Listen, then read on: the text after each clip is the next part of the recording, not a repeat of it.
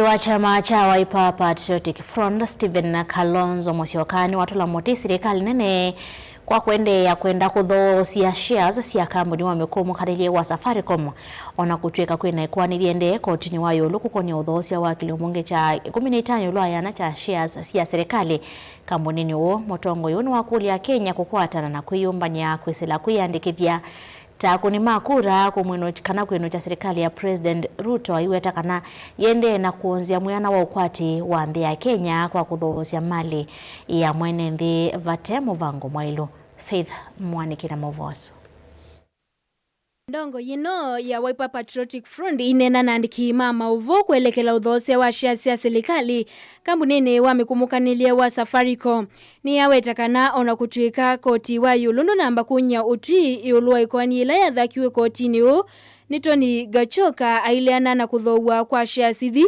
Selikali ni endeye nambe Kuthoosya shares ithi kwa Kambuni wa Vodacom.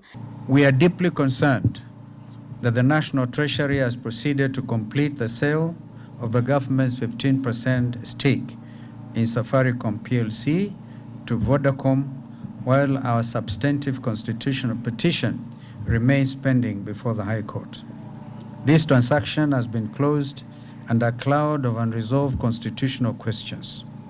Kalonzo eweta kana Safaricom ithi tukitui kinene nini wa waki wa nthi ya Kenya na muno maunduni ma Mikumukanilye na ukwati wa mitandao na kuthoa kwa shares ithi kutonya kwikia muisioni muwo wa Kenya. The government has not been allowed to outrun the court process. The due process of the law ought to have been allowed to take into account Safaricom's infrastructure supports payments, communications, businesses, public services, sensitive data, and the daily lives of millions of Kenyans. Kenyans are therefore entitled to ask a simple question.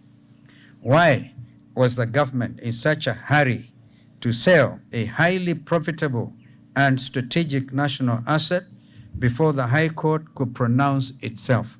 Kalonzo na uloya atiani tena tongo yangi maulei ni waweta kanani mekwithiwa mainenga ndai ya uti wa koti kuelekela Kuthoow'A kwa shares ithi na vala wa kulia Kenya kwikala na umwe na kwivanga kuvindua utongoi mwakani twathi. I'm calling on all Kenyans who love this country to unite. Continue to register as voters if you are not already done so. And ensure that in August next year, precisely on the 10th, because this date is written in our constitution, we send a very clear message to economic abductor number 1 and chief, William Ruto, that a government lacking in accountability and focused on theft, corruption, and conflict of interest cannot be tolerated by the people of Kenya. Telling William Ruto today on the Safaricom matter, we await the ruling of the High Court, which will be delivered on 17th of August, 2026.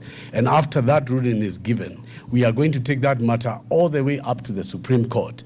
Nilivotia vilingwa maovo nye nita wa Faith wa mwaniki.